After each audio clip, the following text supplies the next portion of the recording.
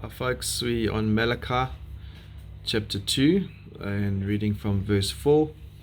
And Malachi is giving an indictment to the priests who have been unworthily sacrificing, bringing bad offerings, and they've started to compromise what God has said should be happening in the house of the Lord. And so in verse 4 it says, "So shall you know that I have this commandment to you, that my covenant with Levi may stand, says the Lord of hosts."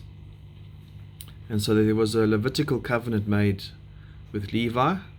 What was this covenant about? Well, it says in verse 5, "My covenant with him was one of life and peace." So it was a covenant where God gives life and peace. And in return, it says, and it was a covenant of fear. And he feared me. He stood in awe of my name. And one thing as you read through Leviticus and you look at the tribe of Levi, who are selected to be the priestly tribe, to do all the duties around the temple and the sacrifices, you'll notice how every part of their walk, their clothing, the ceremonial washings, everything was to do with being clean and coming holy before God. And there was a great fear and reverence as they approached the Holy of Holies. And so one of the big things is, as we notice us compromising in our life, maybe compromising in any work of the Lord, you'll notice that the fear of the Lord is probably dwindling in your heart. And as you have less fear of the Lord, then you start to compromise more and more with the way you work and the way you offer to the Lord. So verse 6, "True instruction was in the mouth, and no wrong was found on his lips. He walked with me in peace and uprightness, and he turned many from iniquity." And that would be the true holy priest, Aaron. And here's an example in verse 6 of what a priest should be like. With a mouth with no wrong was found in his lips. Someone who speaks absolute truth.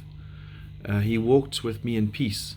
Someone who is right and holy before God can have peace with God. And it's interesting, in Romans 5 it says that peace with God is found through Jesus Christ.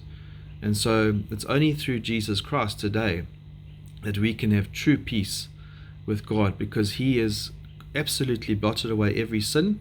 And so when we stand before God, we have that peace that God isn't going to pour out his wrath on us, because Jesus has taken that place of sin. So he walked with me in peace and uprightness. It's a holy life. And he turned many from iniquity. And the priests would have turned folk away from sin.